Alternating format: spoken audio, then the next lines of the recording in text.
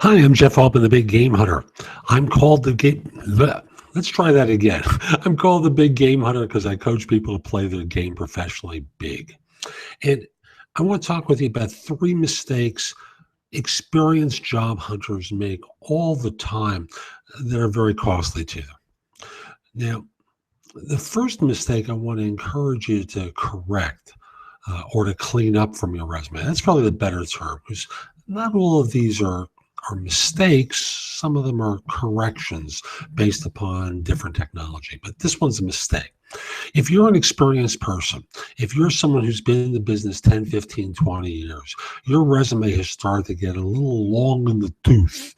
By that, that's one of those slang expressions for dated. Now, when you hire people, what do you look at? Answer: the more recent experience. People who are evaluating you are no different. They're looking at the more recent experience, and you're still providing a lot of text from 10, 15, 20 years ago. So my encouragement to you is to start dropping, or minimizing is the best way to put it, older experience, past 10 years, into something shorter. I'm not saying to get it off your resume, but to simply use more space for more recent work and minimize the amount of space you're taking on the antique experience. It's rare that you're going to be hired based upon work that you did in 1992, for example. It's possible, but it's not likely. So minimize the older experience. Secondly, I want you to look at your resume and look for those stupid phrases that are just basically filler. Passionate, team player, driven, motivated. Get rid of them. You know, people's eyes glaze over when they see that stuff because they recognize all you're doing is filling in space. Instead, provide examples of how you were creative. Provide examples of how you inspired a staff, rather than say, I'm an inspirational leader. Ooh, crap. That is awful. Last point I want to make for your resume is, the habit is to use black text on a white background. I want you to consider adding one color to emphasize points. And yes, you can use bullets as part of it, but I also want you to consider color, because color will draw people's eyes to things.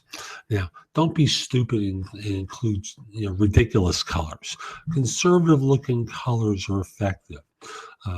You can use a deep blue, for example. The eye will subtly go to those places, and it won't make your resume look awful.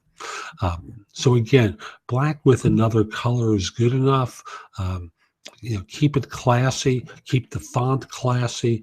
I use a couple of very basic ones. Arial, applicant tracking systems read.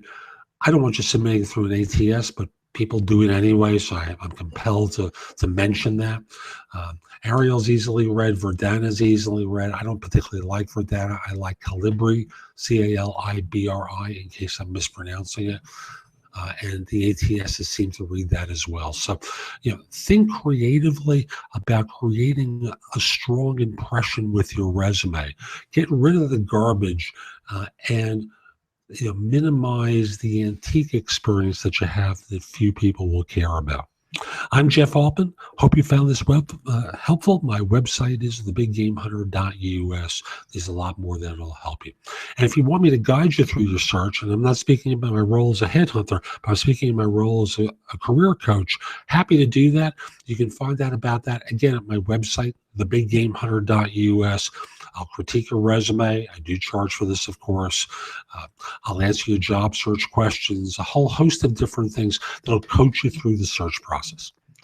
And unlike the recruiter who's trying to place you in the job, I'm not going to have the big fee at the back end motivating me to coerce you into taking something. I can be your agent, not the seller's agent. Hope you have a great day. Take care.